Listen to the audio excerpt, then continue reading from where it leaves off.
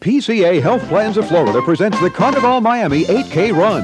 Get in shape for Calle Ocho by joining thousands of runners in one of the most popular races in South Florida. There'll be activities for the entire family, including a 5K fun run, 5K walk, and kiddie dash, men's, women's, and wheelchair categories, plus high school, college, and corporate teams.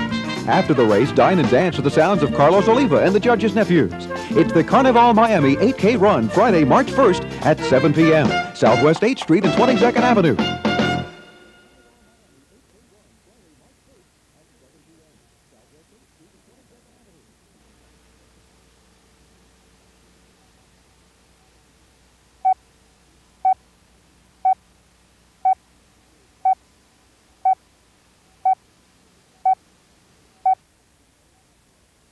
PCA Health Plans de la Florida presenta la carrera de 8 kilómetros del Carnaval de Miami. Actividades para toda la familia, una carrera de diversión de 5 kilómetros, una caminata de 5 kilómetros y una carrera de niños. Hay categorías para hombres, mujeres y sillas de ruedas. Además, equipos de escuelas secundarias, universidades y corporaciones. Después de la carrera, cena y baile con Carlos Oliva y los sobrinos del juez. La carrera de 8 kilómetros del Carnaval de Miami. Viernes 1 de marzo a las 7 de la noche en la 8 calle y 22 avenida del Southwest.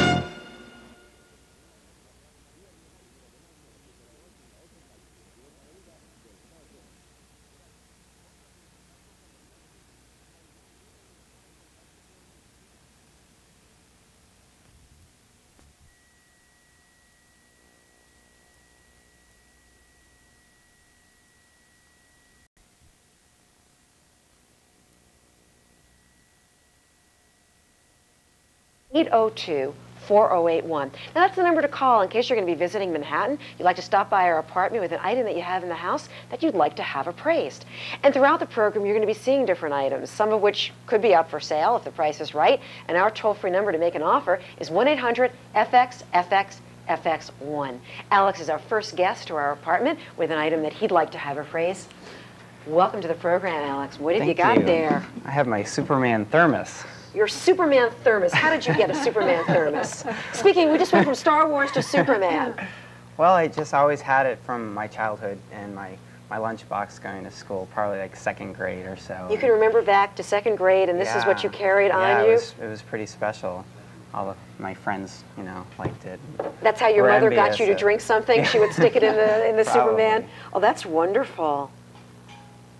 Do you have more of these at home, or this was your only one? No, that's it. That's it. Classic DC Comics, Superman. Did you have the entire thermos and everything? Do you still have that? I don't have the, no. Everyone keeps asking me that. Yeah, let's open it up and show the camera right over there. Absolutely. It says Aladdin, which is the proper name to have for one of these. That was the primary maker. Okay. Looks this like a one thermos. is dated 1978, which makes it fairly recent. It's a nifty little piece. With the entire lunchbox, would be a wonderful little addition to your collection. That's a great way to start. But this is all you have left. That's all I have. And a lot of memories. Yeah. You have to search out the lunchbox now. This is 2nd generation Superman thermos. Yeah. Now, how do you know that? Well, this is plastic. The original ones, I think, were metal. And the graphics were a little bit different. See, good thing to know. 2nd generation was plastic. We'll have to remember that one. Aluminum. Yes, you're right. Aluminum, John. You're quite right. Yeah, the first ones were in the 60s, and these are the 75, 80 issue. Very nice, though. So what would you say in terms of dollar value? We're talking 2nd generation, not 1st generation. Right. And 2nd generation, $10. 10 to 15, yeah, exactly. And if it was 1st generation? About 60. Yeah. Okay, 10 to 15, but of course it's Superman. This brings back great value, probably more than 10 to 15. Would you consider parting with it if the offer was right? Sure, if the offer was right. Sure. If you didn't say it was worth $10 to $15. Somebody might be a Superman collector, Yes, is that? absolutely. And collect Superman One of the memorabilia biggest and be collectibles looking just for that. They may have the earlier one. They may want the later. Thank you so That's right. much for bringing in Thank your you. Superman. I Thank enjoyed you. it. Thank you. Thank you so much, Ellen. Bye-bye. And Ned is our next guest with an item to be appraised. Welcome. Hi. Well, you haven't brought a Superman thermos. What have you brought? I brought Abraham Lincoln's signature. Wait a minute. Abraham Lincoln's signature? Yeah. Where did you get Abraham Lincoln's signature? Well, I come from an old American family, and it's just been one of those things that's just been handed down. Why is it not under plastic, or why is it like this? You brought it on a piece of paper. I don't know. It's just been like How did your family get this? Well, Nat Platt was like he was with the Internal Revenue back in the 1860s. It's like I've got a document from Andrew Johnson, appointing him as the... What else do you have there? Oh, well, okay. I mean, you brought a whole book of stuff? Well, yeah. But this is Abraham Lincoln's That's signature. Abraham Lincoln. And then we go into 1865. So that's the only one signature Yes. of Lincoln, okay. But then, it's like, here's a, this is from Andrew Johnson.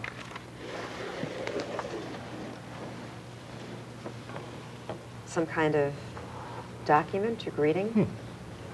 How interesting. Interesting. Have you had the signatures authenticated? No, there was That is no the- need to. Okay. I mean, there wasn't any doubt. Okay. It's like there's a presidential seal, but you can't see it with Right. the camera. Well, let's go to the Lincoln signature. How would you know something like that? How would you authenticate it? You'd really have to go to a specialist in presidential autographs or signatures in order to have it authenticated. And that's the only way. Basically, yes. What would they be looking for to authenticate it? The same type of script as Lincoln's signature. And I'm not an expert in this field. It looks like a reasonable facsimile of his signature, but this has been cut from something. Yeah. It's on a piece of laid paper that looks like it's from the period, but it's very difficult to tell. How do they analyze the absolutely. paper and the ink from that period? Well, there's going to be a certain amount of rag content or cotton content in the paper from that period, where it should be. If it is Lincoln's signature, Yes. we don't know if it is. If If it it is. is, what would the worth be? Well, just the signature alone, without any other document or any other date, his signature has been selling in the range up to $2,000, up to $2,000. Okay, so it could be up to $2,000. Of course, if it isn't Lincoln's signature, then it's not going to be worth Right. anything. It is. Okay, he says it is. He says That's it why I is. brought the other document, That was the key. So then you need to go and take it to an expert on signatures to authenticate the fact that it is. 2,000 if it is, what would you say, John? Probably About 2,000? And if it is and it's worth 2,000, 2,000, would you part with it and put it up for sale? No, it's just been in my family so long, I couldn't. You have an interesting family, considering the documents Oh, you've they're got interesting here. people. Thank you so much for Thank being with you. us. Stay seated. Okay. We're going to take a break. And of course, John is in Los Angeles with us, super collector of Star Wars memorabilia. I can hardly wait to see that. And we'll be back with more of the show in just a moment. Stay with us.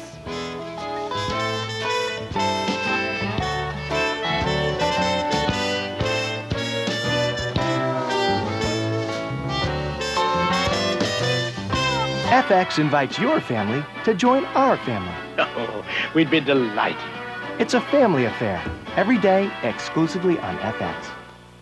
Oh, the taste of lime. Orange. Wild cherry. Lemon. And pineapple. So full of life. Savers. Only FX has the head-to-head action you're looking for. Glad, the gorgeous ladies of Dynasty.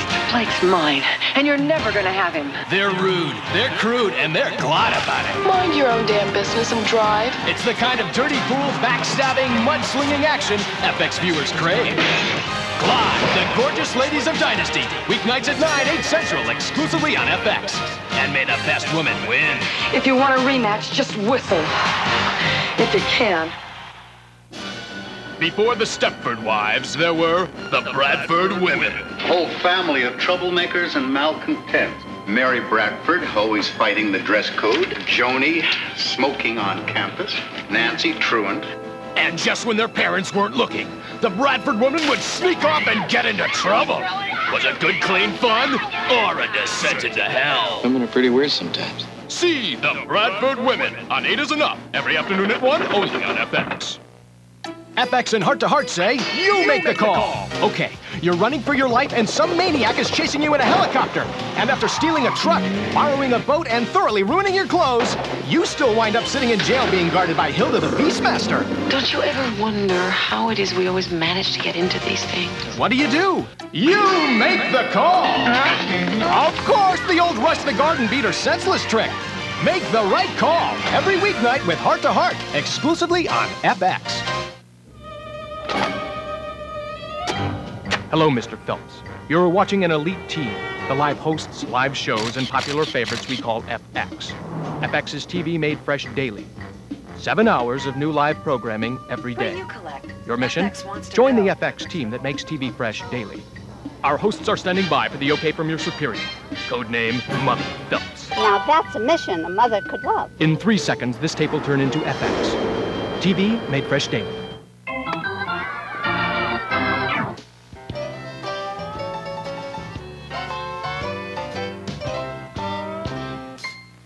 Welcome back to Personnel Effects, and this is the program where you bring us interesting items that you'd like to have appraised because maybe you don't know what they're worth. And our toll-free number, in case you see an item along the way that you think, gee, I'd really love to have that, and the person might be willing to put up for sale, is 1-800-FX-FX-FX1. And Richard is joining us now in the apartment with an item that he'd like to have appraised. Not an Abe Lincoln signature, I'm sure. No, definitely not. Welcome. Definitely not. Right, thank you. Only one Abe Lincoln per show. What have you got there? This happens to be a stock certificate. It's dated 1851. The front side was the letter, which they folded over and had a wax seal on to seal. The other side, you turn it over, yes, is the actual transaction. Oh, how interesting. Now, how did you come to own this? Well, I was collecting stamps, and this happened to be in my collection for quite a while, and I happened to see it as a letter. And for years, I just never took it out because when I got it, it had 4 little black holders around it. And one day I took it out, opened it up, and when I turned it over, I found that it was a stock transfer. Then I investigated a little bit more because I got very curious about it. You see the date on it is 1851. Carpenter and Vermeil, I contacted the New York Stock Exchange Archives. I spoke with them, and they told me that they're now the company of Dillon Read. So Dillon Read is quite a... well, let's have the guest experts here talk a little bit about this. I mean, he has it under plastic. That's good. Yes. Collecting stock certificates and transfers became very popular in the 70s. It suddenly blossomed, and it started with people in the field primarily. Because of the interest in what they were doing. One would never have known that, yes. Prior to the 70s, there was a few stamp collectors and people of that sort. It's a very interesting document. Everything's hand-canceled and hand-franked. No, but it's also not a stamp. The postmark. The postmark. The postmark is from the New York Post Office, where they used linseed oil and printer's ink to make that orange color. And postage actually started 4 years prior to that date. So a lot of places never use stamps. They just use the postal mark. Now, so you said people collect, stock transactions. How do you put a value on that? It becomes a little difficult. Primarily, it's the item that was involved, the fact that it is so recent to the stamping. It's a very specific and specialized field. The stocks generally that predate 1900 are the most collectible, and actually the ones that predate 1850 are even more valuable. I'm going to ask you to put a dollar value on it. Pin you down here. Well, this one is signed by Mr. Vermeil, so that does help. I would say probably about $45. Yeah, I said 45 to 65 tops. Maybe 45 50 is a good. To 65. You were thinking it was worth more? Well, I thought it was worth a lot more than that, yes. Well, they're saying 45 to 65. Is this something you want to hold on to? Or you'd be interested in putting up for sale? Or? I'd be interested in putting it up for sale. Also, I found out that the man, George Maxwell, whose signature appears on here someplace. I could tell you're a serious collector here about these things. George Maxwell, I also found that from the New York archives, from them that He was a member of the New York Stock Exchange around 1857. Well, for those people who are interested in maybe stock certificates, let me give you the number 1-800-FX-FX-FX1. And I want to thank you because I had never seen an old stock certificate like that before. Thank you so much for being with us. Thanks very much. Sarah is joining us now with an item that she's brought. Not a stock certificate.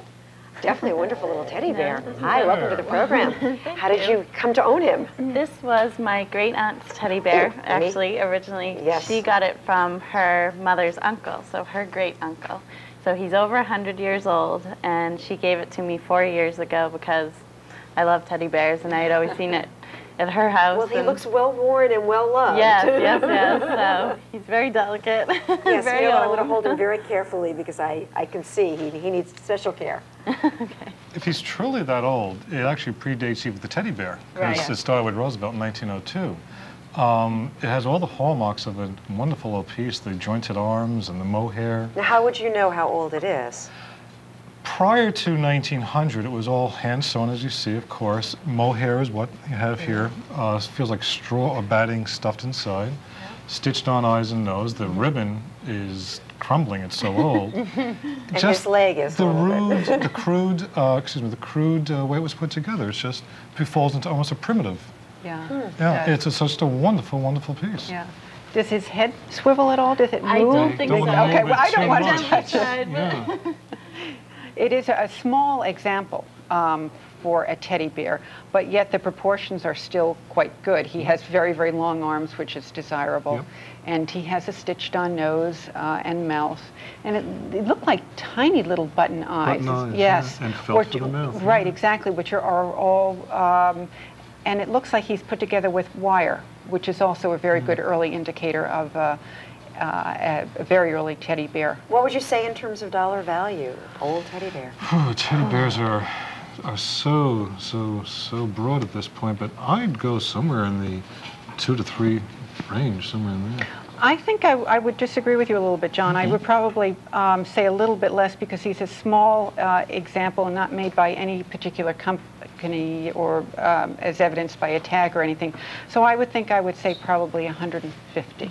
Okay, $150 to $300, but Sarah, it's been in your family for so long. Yeah, he's very sentimental. Very sentimental. But we never put a price tag on that. Would you ever consider parting with him, putting it up for sale? I actually wouldn't. He's very dear to me and my family. So. Thank you so much for sharing your teddy bear with us today. Veronica is the next guest to our apartment with an item that she'd like to have appraised. Welcome to the show, Veronica. Hello. What have you got there? Well, I have a coin or medallion of King John from 1199. From King John, That's 1199. Right. Now, how did you come to own this? Well, I always go to these, these sidewalk, they be selling things and these market, they be, flea markets or just on the street sometimes. Years ago, that might have been maybe 12 years ago, 15 when I was working, and an older woman, I'm calling her old, but an older woman, about 90 or so. She had all these items. That's fair enough and to call she, her older woman. she was auctioning them off. She was selling. So I said, well, what have you got? And she said, well, she gave me this coin. Also, she gave me a few other things. And how did you pay for it? I don't think I paid much. She told me, give me whatever I wanted to. Let me pass it along to the experts and let them tell you. And she said, give me whatever. And it stayed in my thing. Somehow, my daughter always say, you're collecting, and it stayed with me many, many years. And when the show happened to call me, I said, well, what have I gotten? I thought about this, because I was thinking about giving it away a long time ago. Well, I'm glad to you one did. of my teachers. So we could see it but here I today. didn't. Yeah, I didn't give it to him. Well, why don't we hear what John and Pat have to say for you in terms of value? Okay. Actually, if this were a coin of the period, King John's bust would not be on it. King John's bust was never on any minted coin. When he reigned? When he reigned. And he did reign in 1199. He reigned from... So when did his bust come on the coins? It never did. The bust of Henry II, which was the monarch before John, that reigned before John, was on the coinage of the period. So that this coin, which is also cast, you can see the cast marks on the side. and was not a stamping, is not a So coin when is of the this period. from? This is a modern piece. It's a Yes. modern piece modern. of that Yes. time. See, we're always learning from our experts here, and that's how you would know. Yes. Okay, so what would you say in terms of dollar value? Not very much at all. It's worth more as a medallion than More it. as a curio. Yes. Or something to wear around Something the to neck. wear, It's a few fashion dollars, piece. actually. Yeah.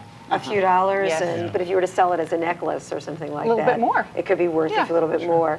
But it's an interesting item. It is interesting. And you probably didn't pay that much for it, so you That's probably right, got a good buy. exactly. Would you be interested in putting it up for sale, or you want to hold on sure, to it? I don't mind. Oh, sure, sure, right. Okay. Well, let me tell the audience. Our number is 1-800-FX-FX-FX1 because we've heard one, sure, I wouldn't mind here.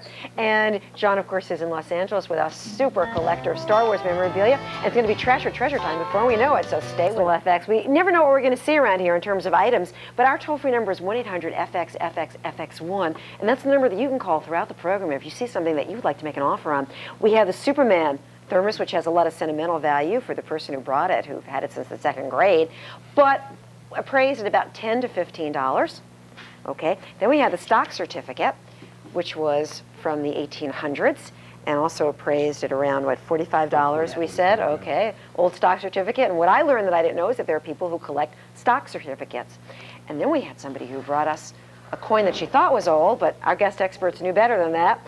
It was supposed to be from 1199 in King John, but actually it was a replica, a modern-day replica, only worth a few dollars. So once again, if you see anything along the way that you're interested in making an offer in, our number is 1-800-FX-FX-FX1. And Sophia is joining us right now in the apartment with some interesting items that she's brought in. Just one item. Terry's going to take our other items. Oh, just one item. One item, Oh. but the whole set. So tell me about how you came to own this. Well, after I got married, that was 46 years ago, we bought this camera. And Now this is a Brownie Hawkeye. That's right. Okay, I can read. And camera flash. And that's it. Does it still work? It still works, but I don't use it. I like little cameras. And I hope your marriage now. is still working. Oh, well. I won't get into that subject. No. Okay. So I was wondering if it What was is it worth worth? anything. And wait a minute, we if have- anything. And the book. The book. Wonderful. That's right. Oh. Flash. The experts love the books. Yeah, They the book is do. wonderful. They have The instructions. Instructions. Oh, my We had goodness. some And the And some flashes. bulbs. We have everything We're all set here. to go. Yeah. Everybody's first camera. That's the Brownie right. box camera. Right. Classic Absolutely. post-war, early 1950s, continually made through the late 60s. The early ones were Bakelite and browns and rust and reds and yellows. Bakelite is what? Bakelite is a form of plastic, Okay. similar to Catalin, value all to itself.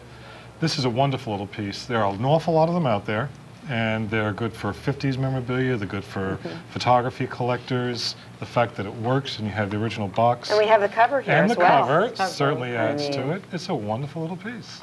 It should be sitting on a shelf somewhere and just admiring it for a piece of art, because that's what it is. What is the quality like of the pictures? It's a good, medium Is it grade. good? Yeah, it's a Yes, good it medium was grade. good. I haven't used it for It's many a step years. above Polaroid, and not quite as good as a 35. Okay, but you of say course. there are a whole bunch of them still out there. Very common. These are sold Okay. for $5 and $10, literally in drugstores and in novelty stores and in gift stores. But the fact And that she has the packaging and, and all the instructions. the and book art itself is just absolutely wonderful. It's so Because you're saying- classic Ozzie and Harriet 50s. Yes, it's get wonderful, a, get isn't a nice it? close-up yeah, of that. that's great.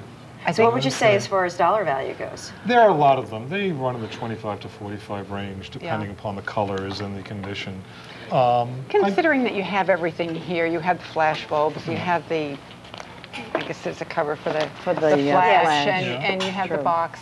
I would say probably a little bit on the higher end of the Yeah, range. Probably 40, 45. 40, yeah. 45? So everything is there. And are there people who obviously just collect old cameras? Oh, who just certainly. Oh, just that. want to yes. have it for a collection? Not only in this country, but it's a very international market as well. Yeah, a very good friend of mine has his entire den ringed with shelves with old cameras, Brownie boxes to going back to early 35 millimeters. And we're finding out about super Yeah. collectors around here, people who collect hundreds and thousands of a They're absolutely particular wonderful. item.